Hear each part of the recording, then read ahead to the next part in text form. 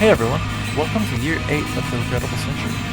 This is Jason, and what follows is a recording of a interview sort of episode that Ben and I did with our good friend and comrade, Stephan Hammel of the Measures Taken podcast. What we discussed mostly was his new book, Toward a Materialist Conception of Music History, published by Brill and available at Haymarket Books and probably other places too. And I'll put a link to that in the show notes for you. And when I say mostly, what I mean is that Stephan is a very good friend, and we have had many years of discussions and debates, and some of that comes through in the recording. And so rather than cut all of that out and just have an interview, we decided to cut the episode in half and release it in two parts. So there is an interview, sort of, but it's also just a discussion about musicology, Marxism, historical materialism, economic determinism, Christianity, and debates about Hegel. Oh, and lastly, this is where I make that pitch that podcasters make, and it goes something like, please like and subscribe, leave us a review, share a favorite episode with a friend. It turns out that stuff really does help out, somewhat. Lastly, we have a Patreon and we have a Discord, and so consider joining. We do bi-weekly bonus episodes, and we also do a weekly geopolitics episode, and maybe you've heard some of that with the previews that we post in the regular feed sometimes. And then also, of course, join the Discord and join in the discussions that we have. And I don't just mean on the patron-only episodes with like the book clubs and the patron Q&As and so on. The Discord is also a place to to vent about the world, to share memes and articles, recommend books, share stories, and get advice and opinions from others about like things that you're involved in or things that you wish that you were involved in. All of the stuff that the internet should be. Anyways, this has gone on long enough. Enjoy the show. No, I'm not terrified yet, actually. So I'm going to have that feeling last as long as possible. Terrified in relation to being interviewed, or terrified in relation to the forthcoming reaction to Mamdani communism? Yeah, well, just the kind of authoritarianism which would see friends of mine get thrown into the back of unmarked vans, I think is what I would be nervous about at some point next year or so. I think that's but I'm happy to talk about aesthetics. I mean, goodness, I'm happy to talk about music. Let's do that. I want to make a prediction that's already the former, not the latter. The aesthetics, which we should talk about. No, the former. People are disruption being in regular life with ICE. No, I mean, yes, they are, but I think that's already starting. Friends are being rounded up. It's already starting to lose steam, though. I think that by next year, that's well. Do you remember Doge, which was like at one point a really big deal, right? And that was like what, fucking 2 months ago. But I will. But it may as well have been 7 or 8 years ago. I will just counter that Doge remains a big deal. The effects of it remain a big deal, and I think the effects of this wave of crackdown will have aftershocks. Oh, absolutely. I mean it in the same way that 1948 was a catastrophe, and the effects of the Nakba are ongoing, and they're being felt, but they are different, and a whole bunch of different possibilities have opened up and closed, and new ones have opened up and closed. And in the same way, Donald Trump, Stephen Miller, ushered in a similarly an unfolding catastrophe, which will look different, but produce different results as they go. I think the market difference between now and when Doge was such a big deal is the winningness of the public relations campaign. It ceases to be a winning platform, I think, every day. Yeah, I think everyone got tired of it. Which yes, and I which think is going to go ahead. Which is just going to compel them to try to, send troops to polling stations and to try to further shut down what little democracy we started off with. Yeah, they're nothing if not adaptable. They're able to turn an L into a W by redefining. This is the most Orwellian moment in American politics. It's literally war is peace, literally. Yes, but I agree with that. Yeah, I would just say I agree with that. Even the Bush years, war was the path to peace, or war was the path to democracy. But now it's just the ceasefire is utterly meaningless. Utterly. Yes. Yeah, I agree with that. Well, we shouldn't talk about Israel because we shouldn't, because we'll all say things we regret. I was hoping we'd talk about the aesthetics of disappearance with regard to the IDF. I'm okay with saying things that I might regret, because I don't think I will regret them. But also, I think that about you. But I also, that's not our purpose today. It's even worse than before. Before, Jason might have been deemed someone of an edgelord, firebrand, but now he's Catholic. So regret, there's nowhere for regret to even land upon him. That's true. Oh my God, Jason, we haven't even talked about religion. I'm so much closer to you now than before. That at some point we have to do the Jesus thing. Sick. We really do. Yeah, I'm all the way to Isaiah now. So. Oh wait, so you're just reading it like chronologically, cover to cover? Like a novel. Yeah, I'm reading it exactly like a novel, actually.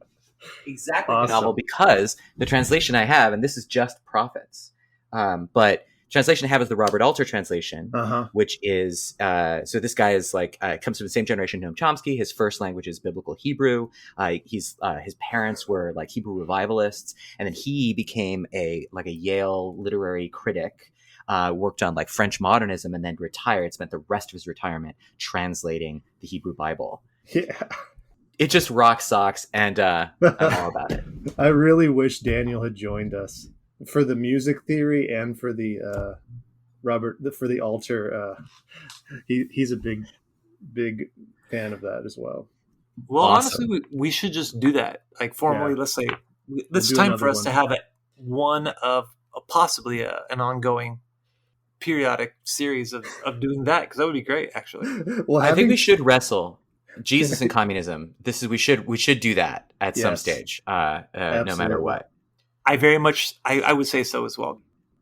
So shall we begin? Shall we talk about what we're going to hear? What we're here to talk about? I have this full cup of coffee here. I'm ready. It's full. Yeah, let's do it. Yeah. Well, I would welcome our guest, Stephan Hammel, our comrade.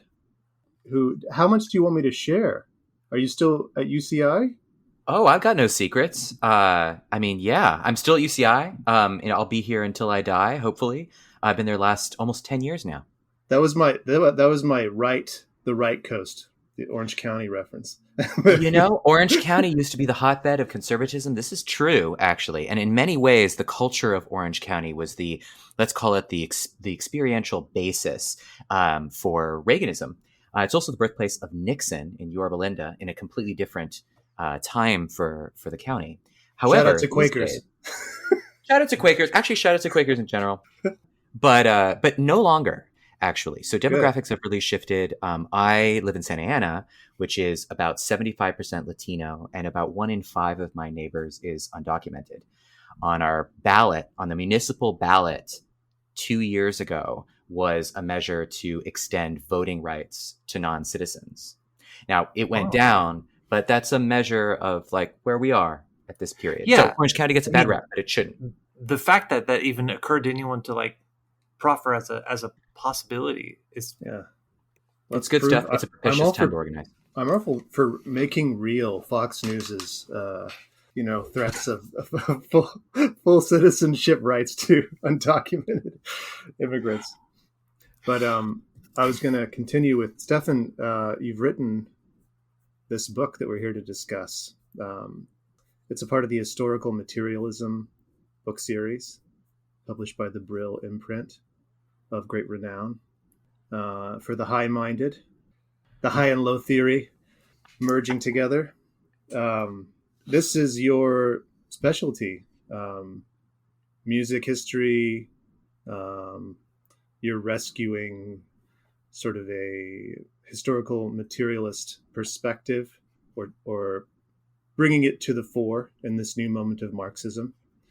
The title is Toward a Materialist Conception of Music History by Stephan Hammel, professor at UCI, renowned comrade. Would you like to just kind of do a quick and dirty elevator pitch? Yeah, I was actually going to say that before we get into the discussion about this very well researched, very well written book, because I love it actually. It's great. It's got lots of history and theory all packed in, and it's really not as long as it could be, considering all the breadth of what it covers. But before we talk about any of that, I think we just have a really, really simple, let's pretend we don't know each other super well, and just tell us about yourself. Yeah, sure. I'm happy to do a 2-second biography. I'm from Los Angeles originally, and my trauma is having been a boy soprano as a kid. And I was relatively good in my voice. Lucky for me, and I suppose unlucky for anyone else, my voice changed really late, around 13, 14. And so I was old enough to read music and be on stage and be a responsible, somewhat of a, be a responsible performer. And I thought that would lead into a career as an opera singer, which is a genre that I still love and know a lot about and teach a bunch. And that didn't work out so much. I hated my teacher in college and got good at school, and then did the musicology thing. But when I was in graduate school, well, first I should say, my first year of graduate school was the recession. So I moved to New York, and then Occupy happened basically immediately. And I decided that I should learn something about economics. And at that stage, in the humanities, this was a special period in history where the victory of, let's say, that postmodern, literary, critical, French theory soaked, time period, which had begun in French and English and had finally made its way to the rest of the humanities. Musicology is always a late adopter for these trends. That moment had passed such that those who had promoted it, those who had felt like they'd beaten the system with their critical views against the positivists that had preceded them, they were now in power. So prominent feminist musicologists, for example, were president of the American Musicological Society. They were editing the major journals. And they were also my, the kind of people who would be my dissertation advisors, my dissertation readers.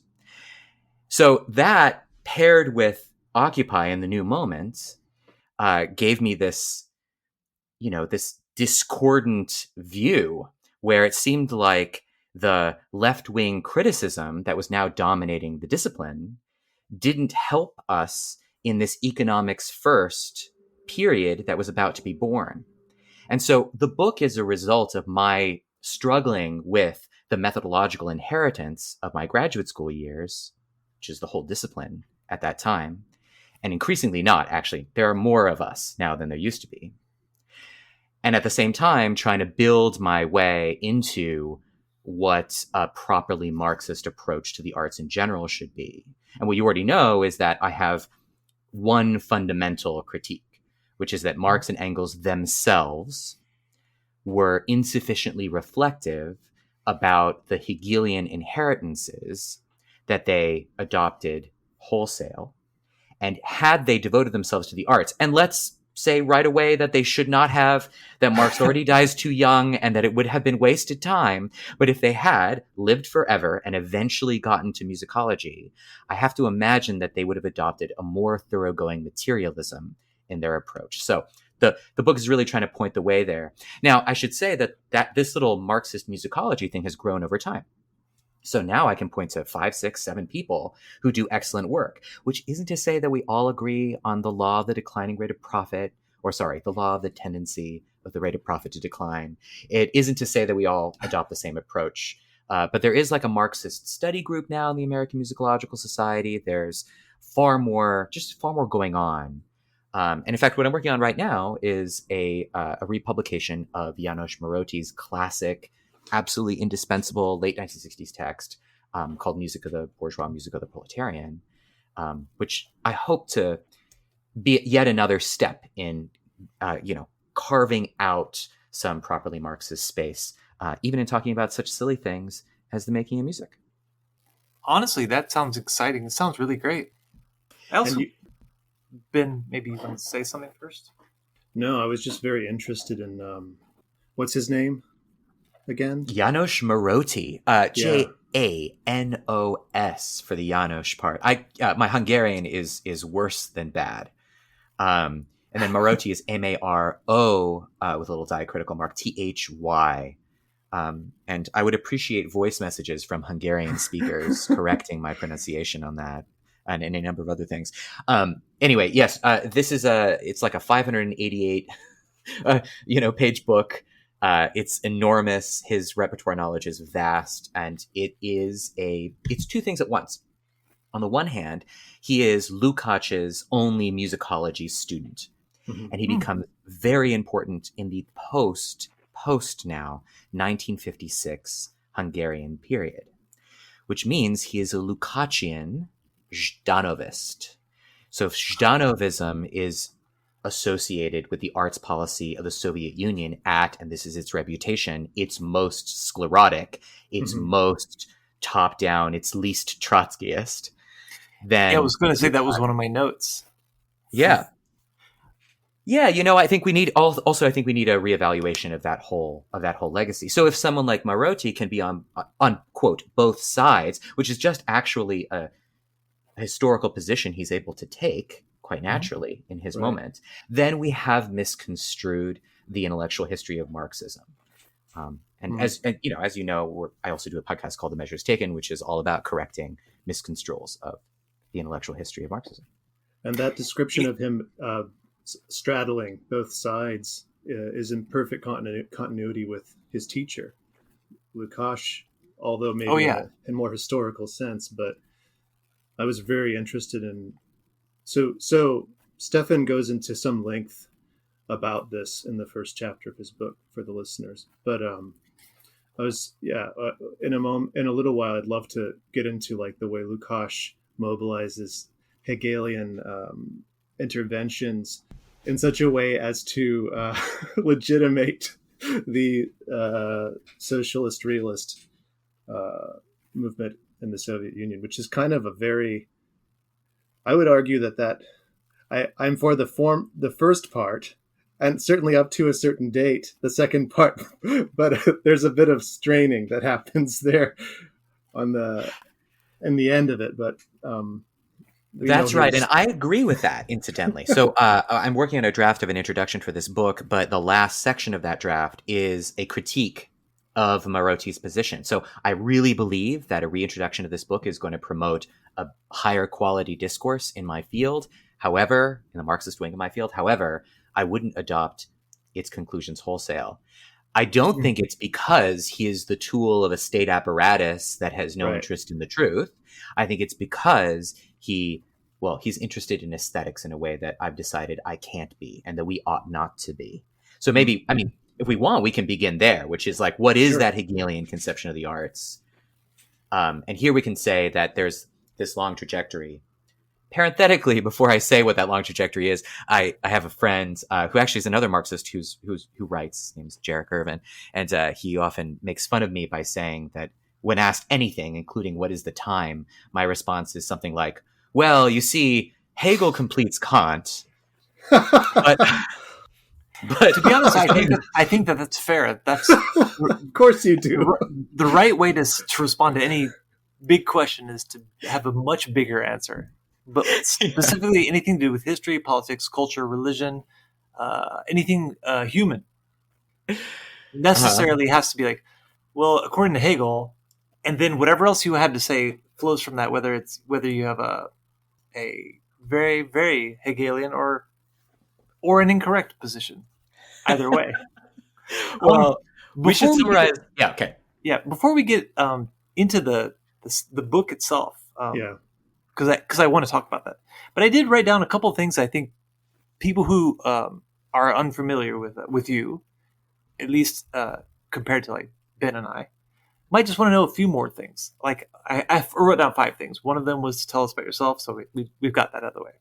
The next one was about your projects. You mentioned the measures taken. I don't know if you want to talk about more about that, but I want to say this about it. Other than please do listen, and we're recording once a week now, and we're also releasing once a week now as a recent innovation.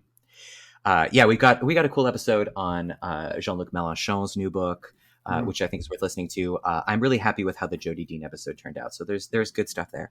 But here's what I really want to say about that. The reason why that's still a relevant project for me is not just to read things with friends. It's because there is a challenge in front of us. The inherited historiographical categories from the old movements, from the historical Trotskyist movement, from the historical official communist movement, from left-wing anarchism, they come with they come with historiographical categories of how we are to understand the development of Marxism. Here's one, the concept Western Marxism, as distinct from some opposite, for example. I mean, I tend to think, and this is something also I'm working on right now, you asked about projects, a long article on basically a genealogy of the concept of Western Marxism, which originates with a guy named Alexander Schifrin, who takes on a code name later on. You might know this story where what he really is using that phrase to mean is communists in Germany. That is those who broke with the KPD, but they're in Germany, and so they don't really understand.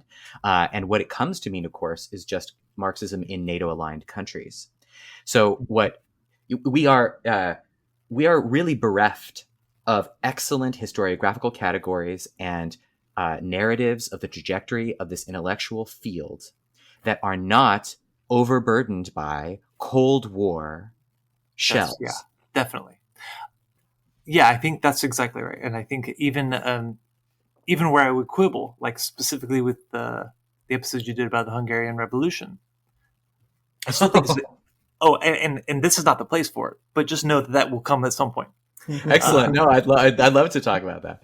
But the fact that there is an episode about it and that there is an engagement with, at a deep level, with not just the sequence of events, but also the theoretical underpinnings of the programmatic developments specific to Hungary. That's immensely valuable. Yeah, Ben seems perturbed by something though. I want him to say something. Oh, I'm not perturbed. I do like the idea of Jason going full Catholic and coming back full tanky. But I was just kind of thinking about I was trying to remember. I feel like Schifrin is a really familiar name, and I feel like I might have some of his. What has he published? What has he written? It's funny that you say that because I have the book right in front of me. So the first thing to say is that a number of things in the, let's call it the social democratic period, that is the period of ferment in the 1920s. And then he is the reference for the phrase Western Marxism in the influential text by Karl Korsch, which introduces it into the lexicon. That's associated with a pushback by people like Revai, speaking of Hungarians, in the Soviet bloc. And that begins this narrative of a two-sided Marxism. But the other thing you should know Schifrin for is that his other name was Max Werner. And he writes a really, really great text called Military Strength of the Powers, right before the Second World War, in which he outlines what the relative strength of the world powers are, including the Soviet Union in this period. So it's all a way of saying that he's primarily interesting to us as a military strategy guy. Wow. That's crazy. Interesting. I wonder if Chris knows about him. He might not, but he should. Well, I don't know. Maybe he should. Yep, that makes for a really interesting primary source text. I also just wanted to know, like, how does this particular work fit in with your other projects? I mean, like, because when it comes to like your professional life, that this makes sense because it's musicology and you're a professor and so on. Right. But there's a more complex way, for sure.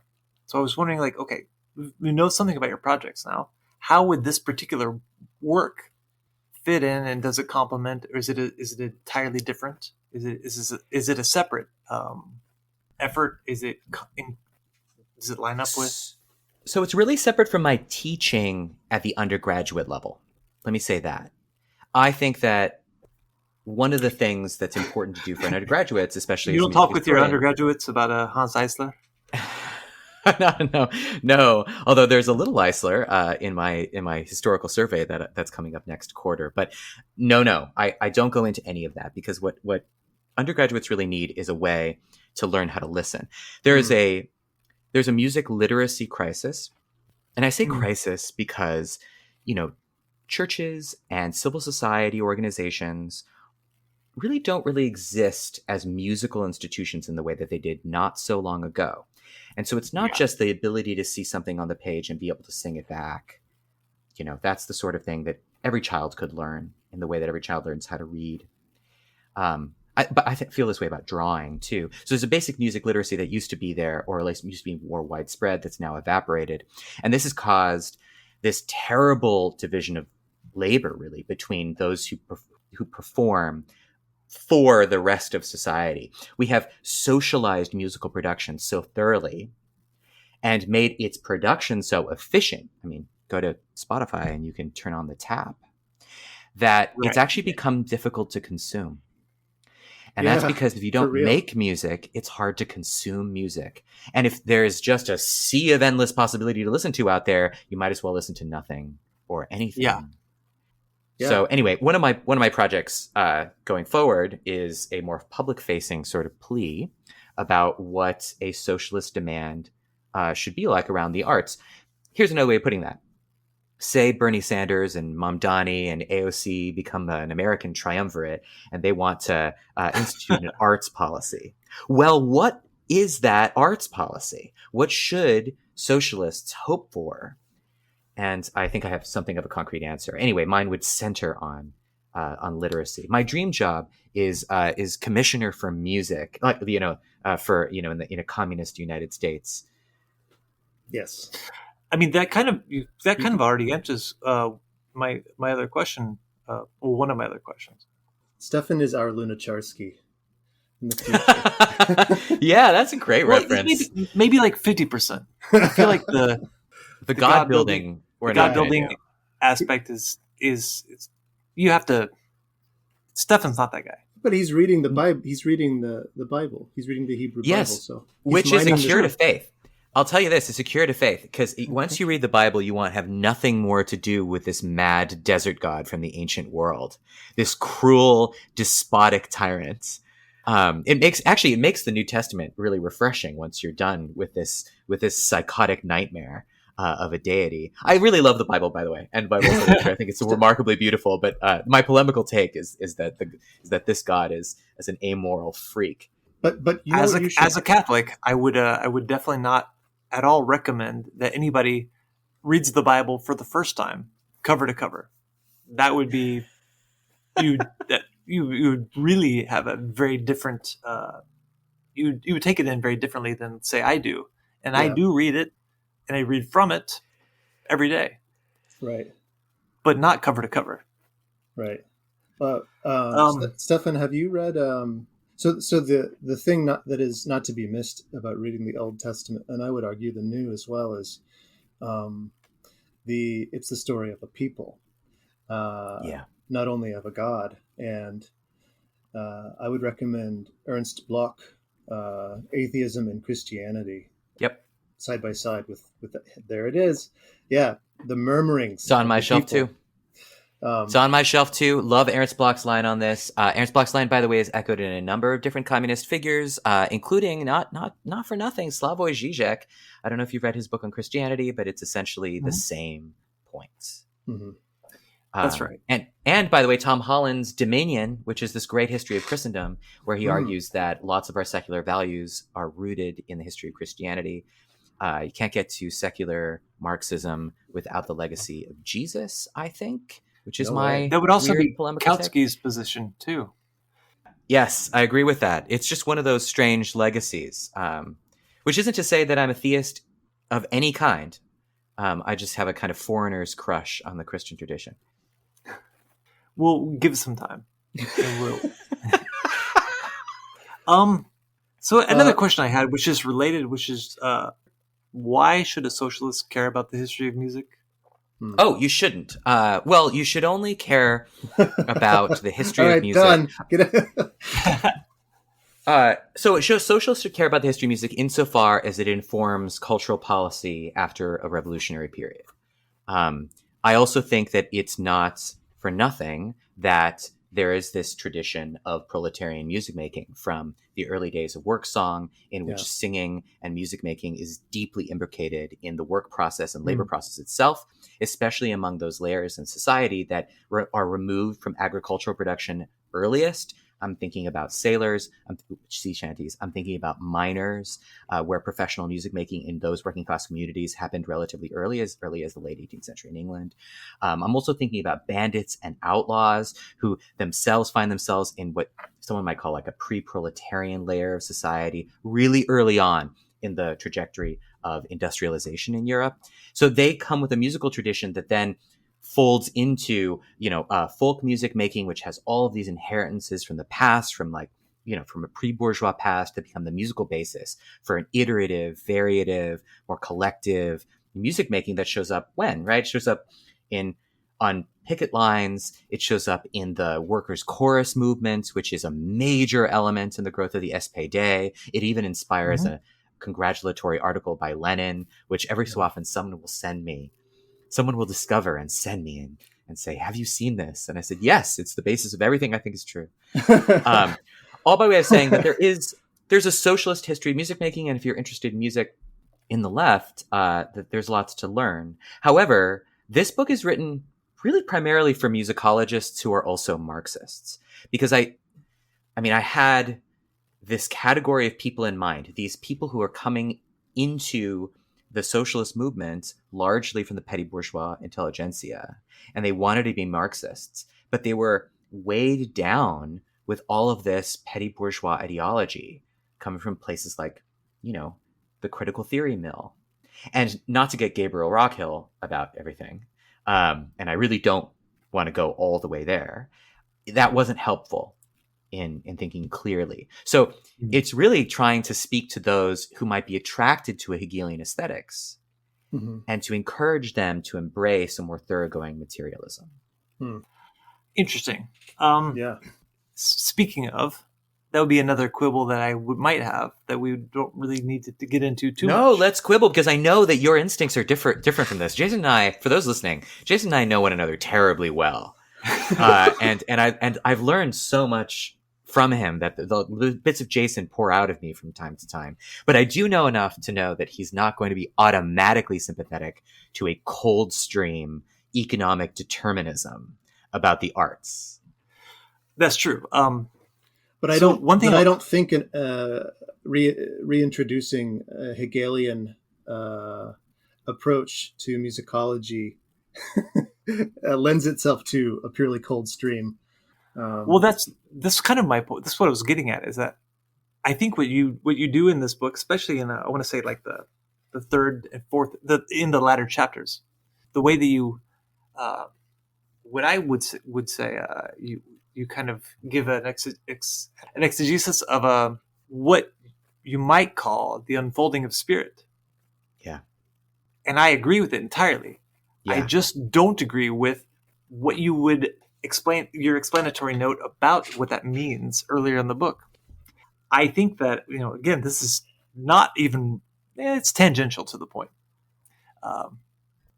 I think that there's a lot of room for precisely the, what you call mistaken interpretation of spirit and what Hegel means by it.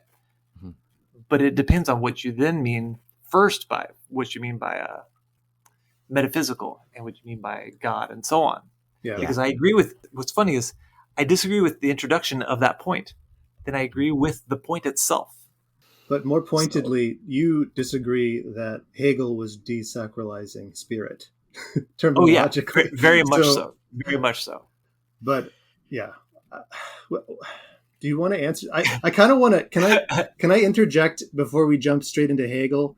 We brought up Eisler, and the workers' choruses, which Brecht was also very much invested in.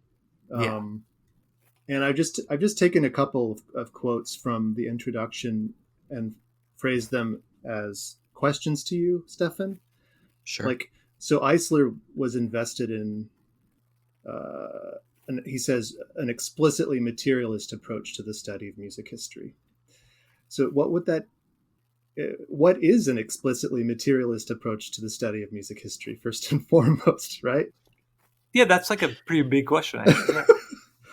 So much of Marxism is about combating what it thinks of as overly metaphysical commitments, philosophical commitments.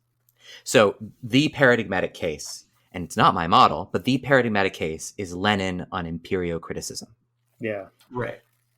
If that's the way lots of communists, socialist-leaning academics, etc., think about the Marxist relationship to the philosophical tradition, I'm not so far distant from that. But for the listeners, I think we should summarize what that Hegelian conception is, just for clarity's sake.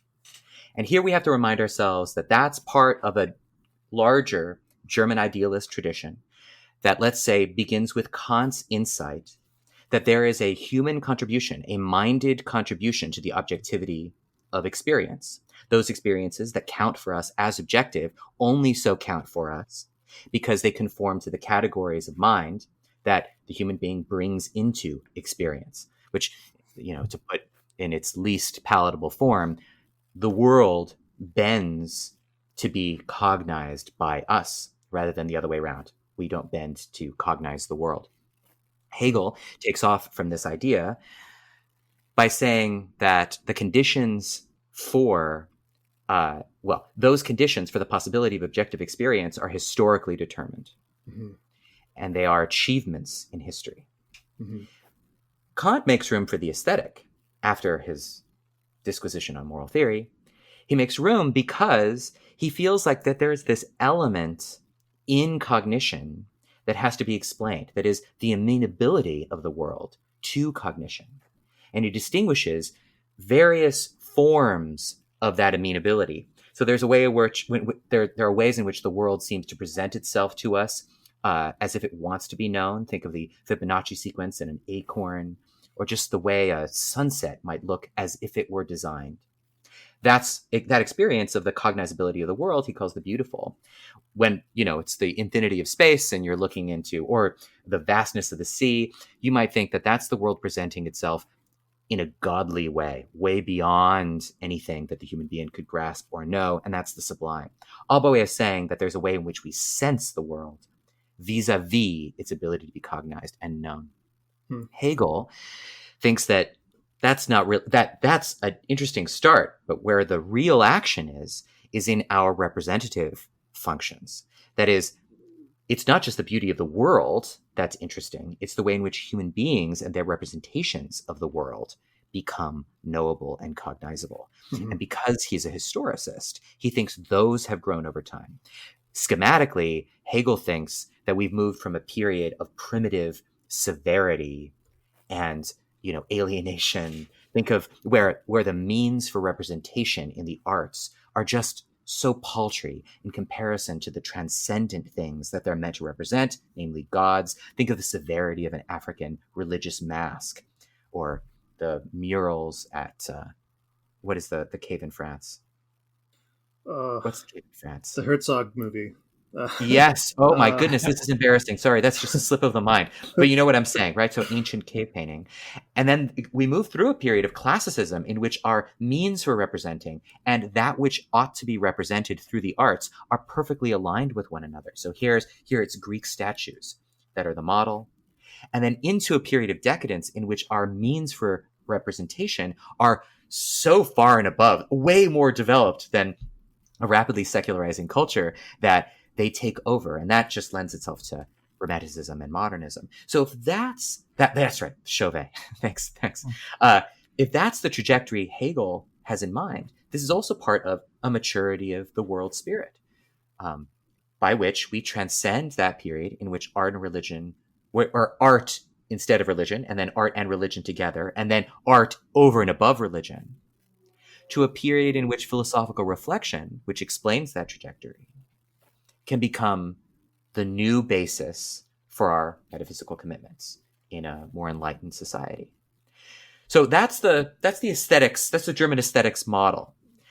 I happen to think that the arts can be used in any number of ways. And, I don't necessarily think that the arts needs to be, or really beauty, the experience of beauty, need to come with those, the worries about cognition or the grand narratives of the historical. Instead, society has a musical system a lot like it has a transportation system. We make it, obviously it's useful. We can inquire about all its uses, but I don't know. That's like inquiring about all the uses for a rail car. There are many uses for a rail car. The question for the materialist is, what are the relations of production, and how are they determined?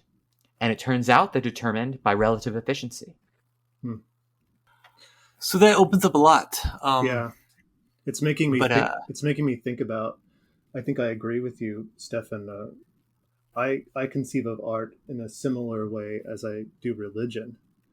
It has it has, shall we say, eclectic affinities with all sorts of things that are not necessarily based upon efficiency or even modes of production. Definitely influenced by them. Right. You see art and religion as really two of the three parts of a triangle. You could put philosophy over in the other one, and that's like, they go like that. But that's right. That's Hegel's triumvirate. Hegel thinks and they go in an order: art, religion, philosophy. Yeah, I think that's right. But I was thinking about Kautsky, excuse me, turns his study of religion as this deterministic telos. Yes. Yeah. And that's how a lot of Marxists approach art, and it becomes incredibly untenable when you go to music, right? Once you jump from like fiction to painting to music, it's like, well, how are you even coming up with this telos? Like, right. Yes. And music is so technical. I mean, when you learn, so I teach harmony and counterpoint as just part of my job. And what's really nice about that is that even more than teaching, say, English composition, which is roughly equivalent, it just looks like craft. There are rules that you have to follow. This next pitch either has a third, a sixth, a fifth, or an octave above it, and nothing else. So once you have these rules in place, you start to get a much more, well, frankly, a grounded idea of what creativity consists in. I take it that there's a petty bourgeois anarchist ideology about creativity that is about expressivity. It's about bringing the interior to the exterior. It's about moving souls. And I think it's about the clever and efficient use and elegant use of available means. I agree in part. I think that's partly true. I think that to the detriment of, to the complete exclusion of the other, I think is a little bit, it's just wonky. I think this in general, like, I very much appreciate, I think that we should all appreciate the work of people like Karl Kautsky in formalizing and rendering the world profoundly more intelligible. Yeah. I also think that part of that project has been, and everyone has heard me say this in some form, the turning off of the tap and making that stream just a little bit too cold. And if you actually kind of get into it when you start talking about Zhdanov. Yeah. The end result of a bath was just too cold, On the other hand, Zhdanov is someone who thinks. I mean, let's take the idea of socialist realism for a second as part of this Hegelian legacy. I think this is important to remember. We think of like Stalinism as cold stream because we've got this inherited historiography of Marxism, which separates the warm stream from the cold stream as a Western and Eastern dichotomy. Whereas I actually think that the socialist realist idea is way more warm stream than we would otherwise give it credit for. Yeah, I think that Western-Eastern dichotomy is too simplistic. It starts to be not true anymore. Like, you can't say, oh, that's Western Marxism, and over here in the East we're productivist, and then also read and encounter, like somebody you talked about, which is just Lukács. Yeah. Or Lunacharsky, just another person we mentioned recently. Yeah. Those people are very Eastern, or Bogdanov, and also very techno-optimistic. And yet their thought is very much what you could call warm stream. So it's much more complex than just because, okay, I'll put it this way. Yeah. Marxism is not one or the other. It's meant to be a synthesized understanding of the world. Well, let's just remember, by the way, speaking of why Eastern-Western is a terrible way to think about Marxism and its history, let's remember that anti-Stalinism is as Soviet a doctrine as it is a Western doctrine. I think it's more even. It's way more. I'm glad you said that. It's way more. And by the way, the idea that we should become more Hegelian about our philosophy, there are plenty of Soviet philosophers who believe just that. So it's not the case. Lenin believed that. Precisely. And in fact, it's just that Hegelian legacy. I mean, I don't really want to disabuse myself of Hegel exactly. I think that there is no way to get to coherent arts policy for a socialist government or a proletarian dictatorship that goes through the, an attempt to have the proletarian spirit, which has infused the whole of society by virtue of revolutionary transformation, become expressed in great works of art. And those great works of art have stylistic features that we call realist. And therefore, there is something called socialist realism, which is the artistic expression of a revolutionary society. I don't think that's the right way to think about it. I think you need to think in a far more granular way about what are our music technologies, how and what should they be. Here's my favorite way of these days of talking about socialism. I think it's just extending the political into the economic and erasing the difference between those two things. Here's one way to think about that in concrete terms. It means taking the division of labor and deciding what it ought to be. The market has determined certain features of the division of labor. It's decided that most people should not even be able to read music at all or play anything at all, sing anything at all, but a small group of people, in fact, probably too many people. Society has too many musicians and too few. It has too many professional musicians who are doing social labor, producing for the marketplace, producing for others, and too few people who are producing for themselves. It's as if we've taken, it's as if we have this huge number of people, none of them can find any work, and they're all, because they're experts in tying shoes. And it's because no one remembers how to tie their own shoes. Right. Now that's an extreme case. That's implausible, but you see what I mean. This is a society that's produced too many of one thing and too few at the same time. Yeah, I mean, I think that's the reason why a very strictly teleological, up and away understanding of the world is too simplistic to be, I would say, appropriately Marxist.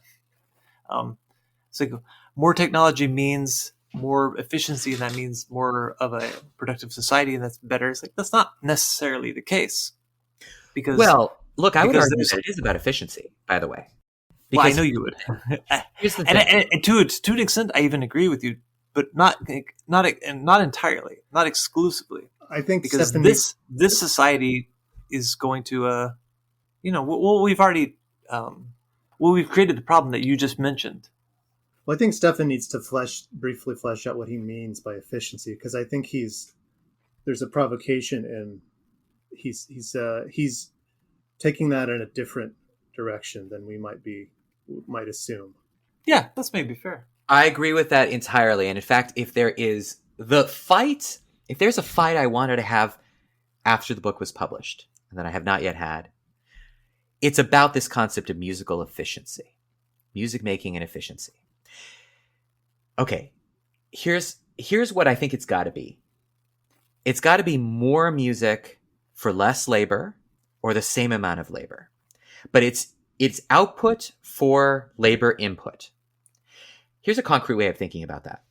In the Renaissance, let's say the Renaissance is not, I learned from my English colleagues that the Renaissance is just not a style period for them anymore. They call it the early modern. Musicology being a backwater and sclerotic, we call it the Renaissance. But anyway, I like Renaissance. Let's keep it going. I like Renaissance, especially because one can imagine a proletarian Renaissance, exactly. Right? This idea that there's this great flourishing of music making after the revolution. It's just too simplistic. Early modern is a description of a historical period, but within that, it matters that there is a Renaissance and that you talk about it in its own terms, and you situate that in a broader historical sweep, which would be captured by terms like early modern. Yeah, well, anyway, either way, in the 16th century, the way you produced music was by laying melodies on top of one another. And this began with a process of laying down a melody and then coming up with a melody above or below it that would make pretty harmony at those relevant rhythmic points and in every other way distinguish itself. The independence of voices is a value in this aesthetic framework. But once they figure out, and they do this is a little schematic, right? They do this before the year 1600, but by 1600 it's undeniable that it's far more efficient to think vertically rather than horizontally, instead of one melody and then another melody on top or below. You would start to think about those moments of simultaneity at structurally important moments and think that what the real puzzle is from getting from one euphonous simultaneity to another euphonous simultaneity. And we think of that as chordal thinking. So we move from a horizontal to a vertical understanding of the structure. Now, what does that produce? That produces all of these aesthetic consequences, like the independence of voices becomes less important. The soloistic voice becomes easier to feature and becomes freer. Mm-hmm. Other voices descend into something we would call an accompaniment. In the jazz tradition, they just call it a rhythm section. Yeah. And all of that flows from the fact that chords, it's easier to make more music in less time when you have chords at your disposal. They erase all kinds of musical sophistication or possible forms of musical sophistication. They open up other forms of musical sophistication, but neither of those are why they're adopted. Everywhere the thorough bass, which is the relevant technology for chordal thinking in this my little narrative, everywhere the thorough bass arrived, it was adopted. And that has nothing to do with style. That has to do with efficiency. Yeah, I mean, I think that's true. I also this is just always going to be my qualifier to every agreement with Stephan, which is I think it's overemphasizing one and excluding or downplaying the other side, which is style. I think, but again, this comes back to our differences about precisely Hegel and Marxism.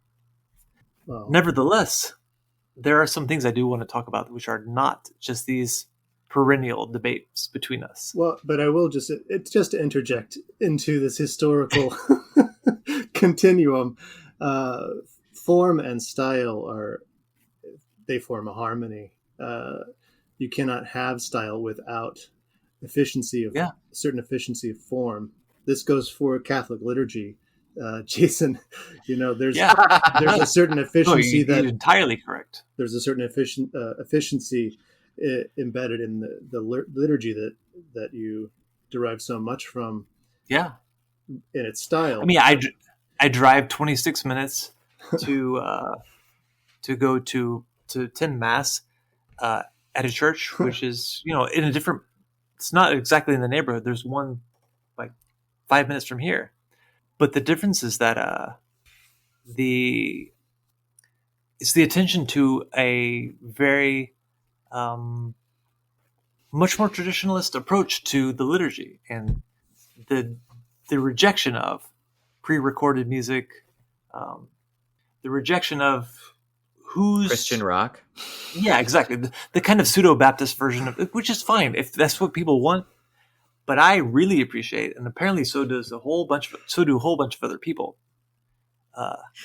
Christian rock always sounds like a sardine milkshake to me. I like sardines and I love milkshakes.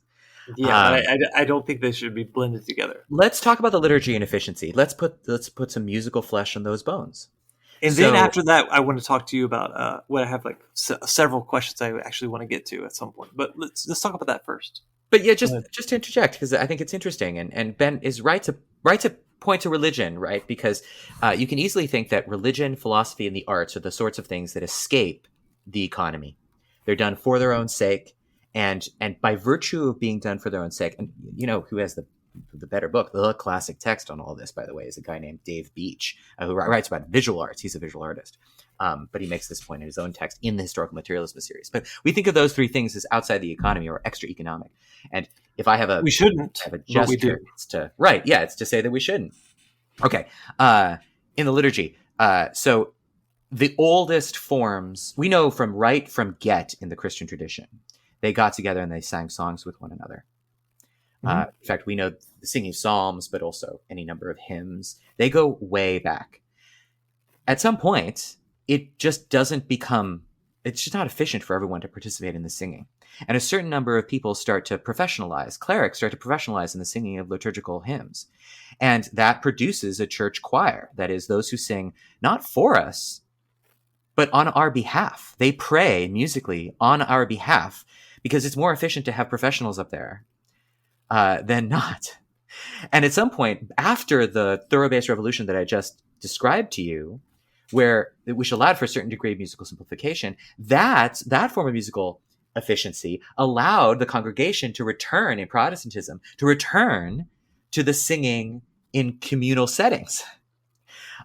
So you can trace actually these musical efficiencies as an influence in the way in which the liturgy gets done. And if you're interested in just like prayer efficiency in general, all you have to do is grow up Catholic like Jason and me and understand what a rosary is, to know that there are mechanical automation. There's mechanical automation for this thing. In part, that's entirely correct.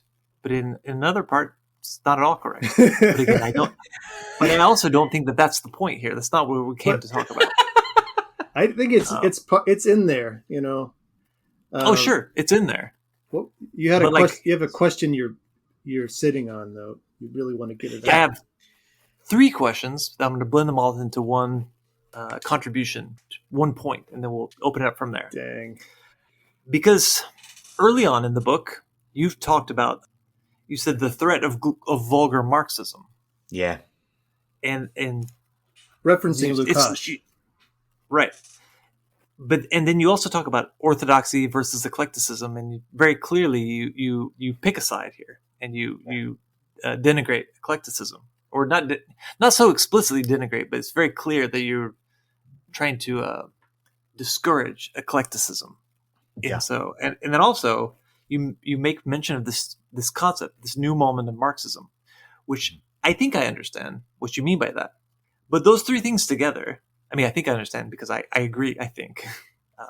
We did an episode called The New Moment of Marxism. I was going to say some of these ideas were given birth to together in the same room, Jason. Well, yeah, absolutely. But for the sake of listeners, I was curious if you maybe want to talk about how those three things I just mentioned, how they all interrelate. The new moment of Marxism, vulgar Marxism, and eclecticism versus orthodoxy. It's pretty simple, I think.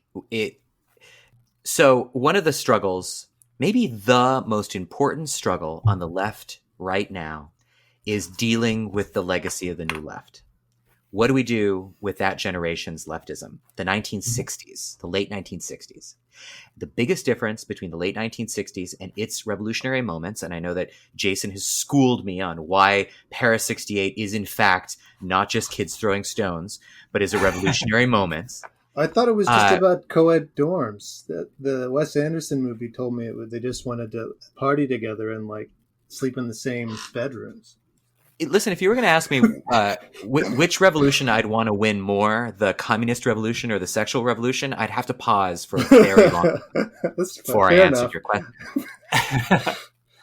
But what I mean is that in the 1960s, what you had was a Western society I'm talking about the United States and Europe right now. Obviously, China's on a different path. But, in the United States, you have a prosperous society. And the worry is the one-dimensional man worry. What are we going to do when we can buy all the widgets we want, but life is meaningless and empty? And in that, in that moment, it might seem like the biggest challenge is what's going to motivate an anti-capitalist revolution that's just sucking our souls dry. Mm-hmm. I think after 2008, the question became, how are we not going to die poor in a rich society? Right. Yeah. And that shift is, underneath this book, and it's not just my book, right? My book is a tiny little drop in a big new moment of Marxism. But the big new moment is that move from one worry about one-dimensional man, which I don't want to say was silly. I want to say it's newly irrelevant. We are not in danger of becoming soulless. We're in danger of dying in an emergency room, waiting room. Yeah.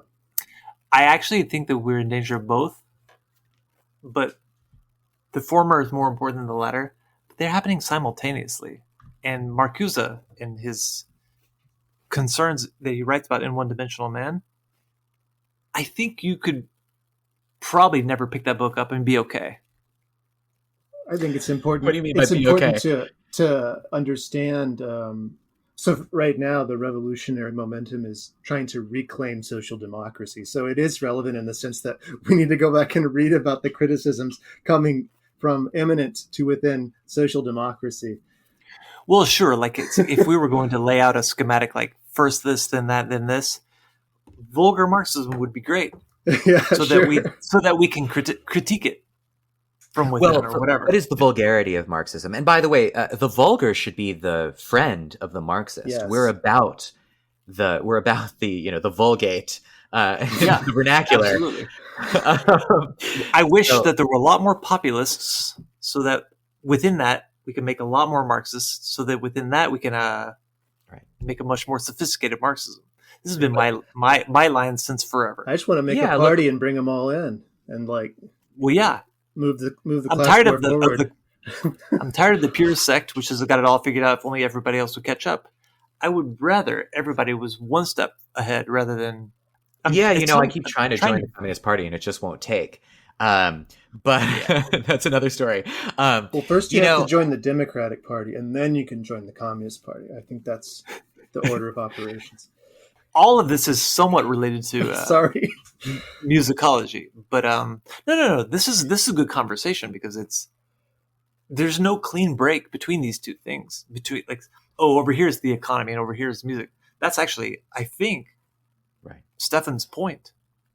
I agree with it. Is that's my point. My point is here's another way of saying this. I hate that the new debate among Democratic Party apparatchiks is around the quote abundance agenda. And I'm particularly miffed about this because my own line has been, we need to embrace the concept of prosperity and convince people that communism is going to make you wealthier. Not everybody. It's not going to make Elon Musk wealthier. It's going to make him incredibly impoverished with respect to where he is now. But it will make society wealthier because we don't have to spend so much time or so much human energy by throwing people into call centers rather than being productive members of society. And it can also make us wealthier because it can deliver into our hands the means of production. And here's the musically relevant part of that story. It can deliver into our hands a degree of music literacy that will allow us to make some music for ourselves. Mm-hmm. That's a means of production in the hands of the individual. And it isn't the way in which capitalism is likely to develop. Capitalism is really good at reducing the number of hours of labor per widget. It's terrible at maintaining the number of hours the same and slowly improving widgets. Right. Yeah. So what you're talking about is making us spiritually wealthier in the sense that when you talk about Stephan's not spiritual. Stephan is reason. It's not spiritual. It's just wealth. No. Seriously, this is what I mean.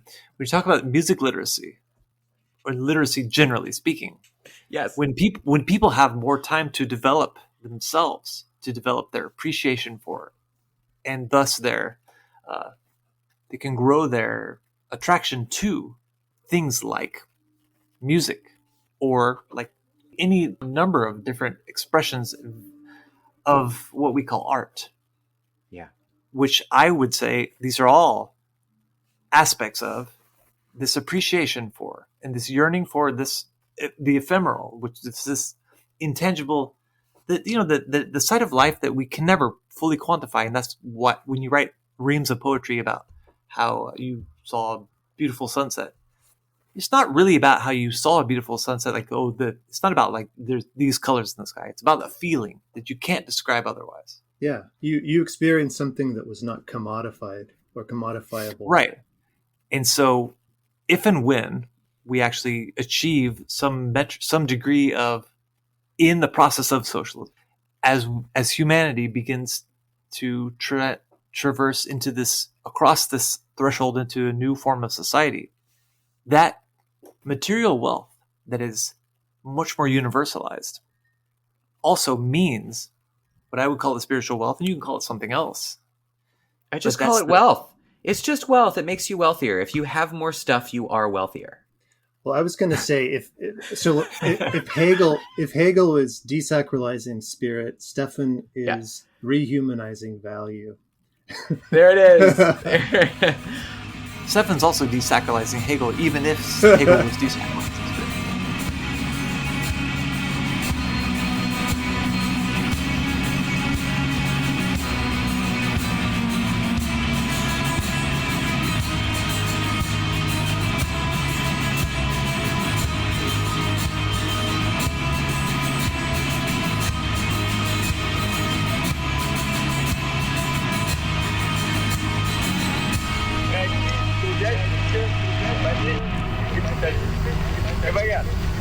Рабочие и крестьяне не смогут прожить без нас некому будет установить порядок, определить работу, принудить к труду.